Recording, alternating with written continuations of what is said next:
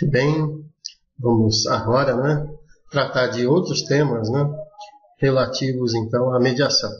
E o próximo são as regras e responsabilidades de um bom mediador ou mediadora.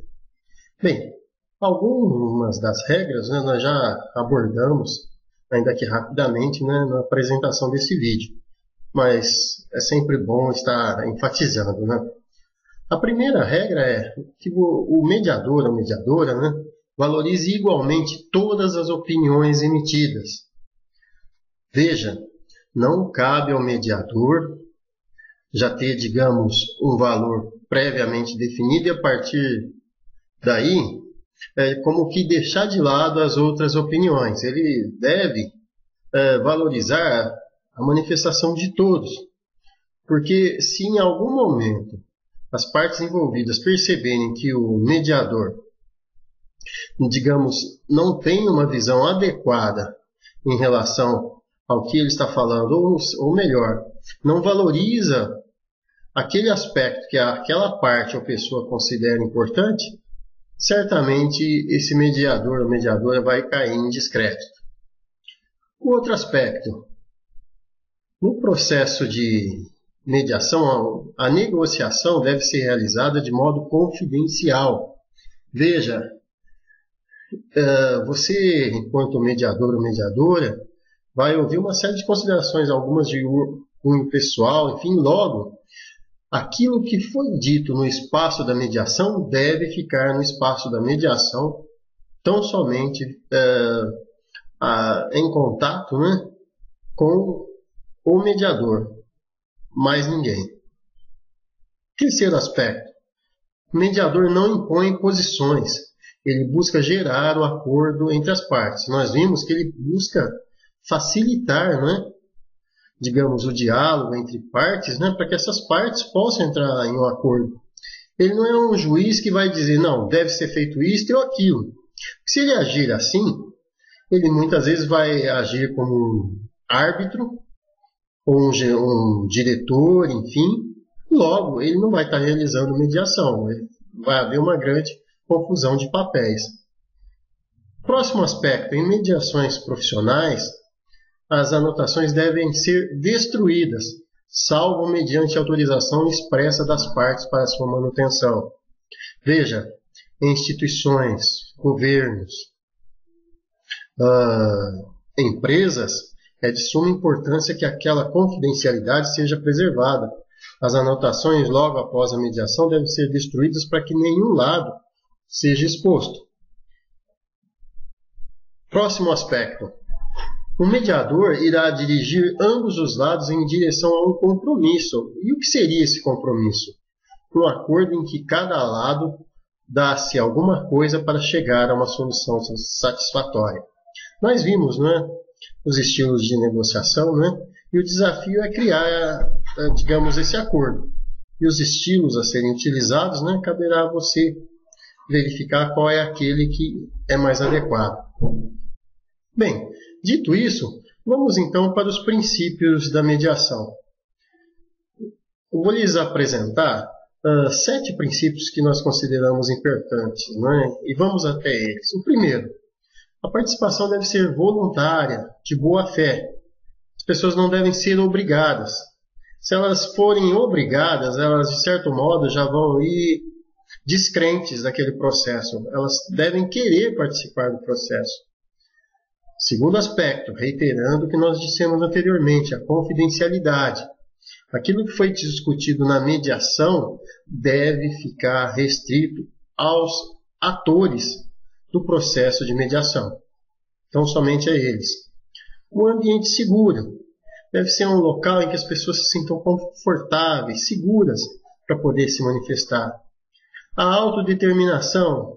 Veja, se parte do pressuposto de que a pessoa é capaz de pensar e avaliar as situações por si mesma. Ela não deve ser considerada, digamos, uma pessoa incapaz. Logo, cabe a mim dizer a ela como ela deve ser, agir ou pensar. Não, eu tenho que acreditar nas capacidades dela, e valorizar essas capacidades. Próximo aspecto, reiterando o que nós já dissemos anteriormente, a imparcialidade do mediador. E vinculado a isso, temos também a chamada adequação cultural. Veja, temos pessoas de origens diferentes. Imaginemos para você, digamos, caminhar junto comigo, que você está lidando com uma pessoa que tem uma crença religiosa muito forte. E essa crença religiosa diz a ela que aquilo que nós costumeiramente consideraríamos normal é anormal. Logo, eu tenho que, digamos, fazer aquele exercício de alteridade e, como dissemos anteriormente, me colocar nos sapatos do outro para entender essa dimensão valorativa que é diferente da minha, para que nós possamos, a partir desse entendimento, perceber como podemos lidar com ele.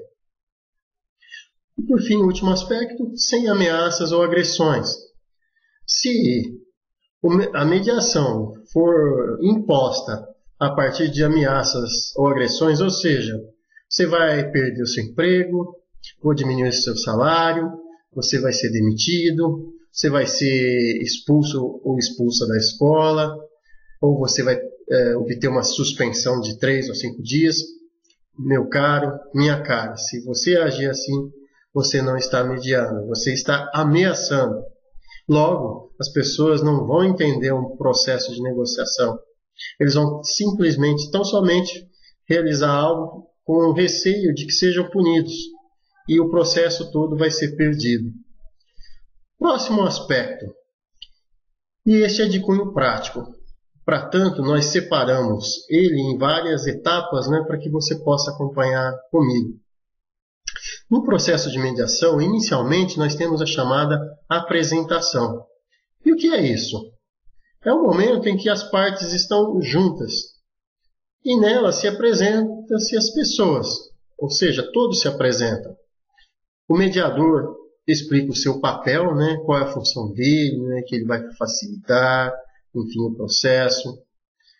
Ele vai explicar o processo onde todos terão voz e vez para falar, enfim, as regras do processo, tais como que não se use palavrões, não se use ameaças, que quando uma pessoa estiver falando, a outra deverá ouvir.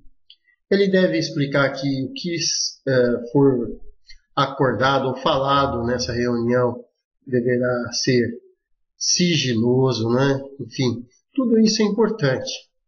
E a partir dessas ações, o aluno, ou pessoa, o funcionário, enfim, ele vai entender, afinal, como será o processo. Veja, essa apresentação, ela pode se dar diretamente com ambas as partes, ou pode também, em algumas empresas, enfim, instituições, dependendo da circunstância, ter um momento prévio onde primeiro você ouve individualmente as partes, para depois fazer essa reunião com todas as partes juntas, E aí se realizar o processo de negociação ou mediação. Bem, logo depois é pedido que se faça um histórico do conflito, isso para ambas as partes. Ou seja, vai ser dada a chance de cada pessoa apresentar o seu lado da história. Nesse momento, é de suma importância que as pessoas ouçam sem interromper. O mediador, especificamente, deve ter muito cuidado para chamar de escuta ativa, que nós tratamos recentemente, tais como ter o contato visual, ficar atento ao que o falante está falando, o parafraseamento, que nós já apontamos recentemente, necessidade de se resumir por meio de paráfrase para verificar se a interpretação que o mediador está dando é adequada ou não àquilo que está sendo falado, a importância de se identificar os sentimentos, que se faça perguntas para se esclarecer aquilo que está sendo exposto, Tudo isso vai ajudar você a ter, digamos, uma visão geral, do problema, e com isso vai ter elementos para poder agir de modo a mediar, adequadamente o conflito. Bem, e a próxima etapa, na medida em que se realiza esse histórico, é que se tome muito cuidado com a escuta ativa, né? Ou seja, o mediador tem que estar atento, sem interromper, atenção voltada para o falante, a necessidade do contato visual, né? Os assentimentos, né? Por meio de movimentos da cabeça, como que concordando com aquilo que está sendo falado, enfim.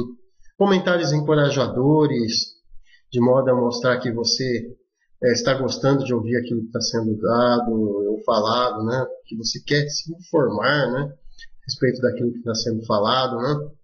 A empatia, né? Que nós já abordamos anteriormente, né? E por fim, né? O parafraseamento, que busca tratar dos fatos, sentimentos, né? Em suas próprias palavras. Bem, temos também um aspecto interessante que retomado o que nós dissemos anteriormente, que são a chamada, né, linguagem do eu, né, que nós tratamos anteriormente, né? E o que é isso? É você incentivar as pessoas, os disputantes, né, a falar do ponto de vista pessoal dela. Vocês se lembram que nós falamos recentemente da técnica da linguagem do eu?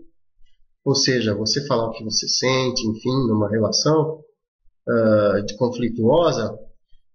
Nesse momento da comunicação, quando se dá o processo de mediação, é sugerido que a pessoa manifeste o que ela sente, quando ocorreu o evento conflituoso, por que ocorreu, o que ela deseja diante, né, do conflito que ocorreu, enfim.